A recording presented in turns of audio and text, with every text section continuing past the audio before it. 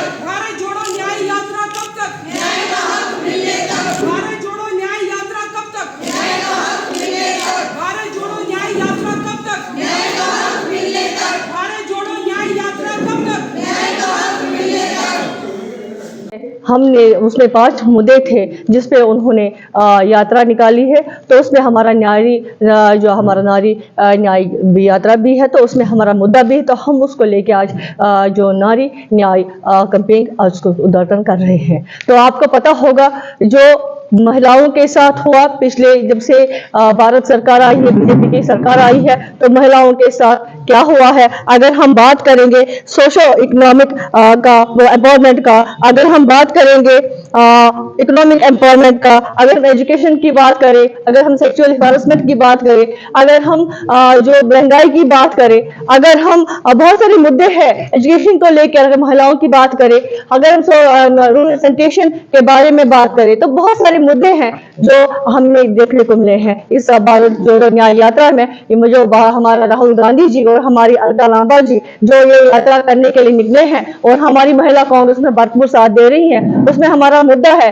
जो महिलाओं के साथ जो अत्याचार हुए हैं। पहले अगर महंगाई की बात करें तो वो महिलाओं का ही बिल्कुल इश्यू है। आप देखेंगे हमारा एलपीजी का जो गैस है, अगर आप देखेंगे जो इंडियन ऑयल्स का है, अगर हम देखेंगे जो हमारी सब्जी का बिल्कुल बहुत ही कितनी महंगाई बढ़ गई है, अगर आप देखेंगे हमारा तेल कितना महंगा हो गया है, जो घर में औरतों में बिल्कुल जो डोमेस्टिक का जो सारा कुछ घरेलू जो मामला है वो औरतें चला रही है, वो कितनी महंगाई, वो औरतों के लिए कितना हाहाकार बन गई। जो नोटबंदी की गई औरतों के लिए कितनी प्रॉब्लम बन गई है। अगर हम देखेंगे यहाँ पे जो हमारी महिलाओं के साथ जो अत्याचार हुए, चाहे वो हमारे ओलंपिक्स के जो हमारी वो महिला थी, बहुत ही आपको पता है उसने इनाम लिया था, बहुत ही भारत से उसे नवाजा गया था, लेकिन उसने वो क्या हो गया कि वो मजबूर हो गई वो अपना अवार्ड वापस करने के लिए। तो आपने देखा होगा कि वो हमारी किसान की बात हो, वो हमारी महिलाओं की बात हो, वो शोषण की बात हो। आपने देखा होगा हमारे कठुआ में भी एक आसिफा थी जिसके साथ जो बलात्कार हुआ है, उसके जो कातिल है अभी तक सजा नहीं मिली है। और आपने देखा होगा बिल्किस बानो का केस है, और 5 अगस्त को जब मोदी जी झंडा लहरा रहे थे, उसी दिन उनको पैर से रिहा करके और मोदी जी ने और जो भारत की सरकार है उन्होंने उनको माला पहनाकर उनको बीजेपी में शामिल कर दिया है।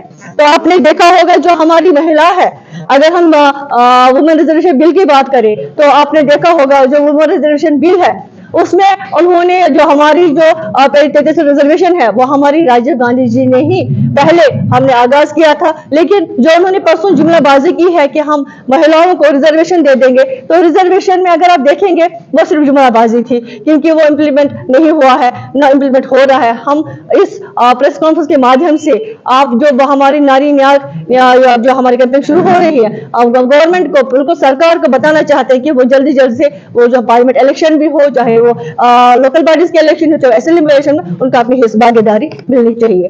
और अगर हम देखेंगे जो हमारे महिलाएं हैं, आपने देखा होगा हेल्थ के मामले में बात करेंगे तो कांग्रेस पार्टी ने अपने जमाने में बहुत ज्यादा जो रूरल एरियाज में एक छोटे छोटे हेल्थ सेंटर बनाए थे, ताकि अगर किसी की डिलीवरी हो जाए, अगर किसी बूढ़े की मतलब ब्लड प्रेशर हाई हो जाए, तो आपने देखा होगा कि पिछले कुछ सालों से वो सारे डिफंक्ट पड़े हुए हैं। कांग्रेस ने लोगों के हित के लिए बहुत काम किए थे, लेकिन आजकल हमारी अगर महिलाओं को कुछ डिलीवरी के लिए भी वहां जाना पड़ता है तो उनकी डेथ्स हो जाती है, बड़े क्राइम्स हो जाते हैं, क्योंकि वो सारे बिल्कुल जो सेंटर से बिल्कुल डिफंक्ट है। हम चाहते हैं कि सरकार से हमारी मांग है कि जो भी रूरल एरियाज में वो फिर से, अगर देखेंगे अगर कहीं पे चल भी रहे हैं लेकिन डॉक्टर्स की कमी है, डॉक्टर्स वहां पे नहीं अवेलेबल होते हैं, तो हमारी मांग है कि वो फिर से वापस आ जाए और हमारी वैसे ही रन करे जैसे करते थे, और हमारी महिलाओं के लिए वो सुविधा हो। आपको पता है डिलीवरी पेन कितनी खतरनाक होती है, उनको जब तक बुलूर एरिया तक लिया जाता तब तो उनकी डेथ हो चुकी होती है।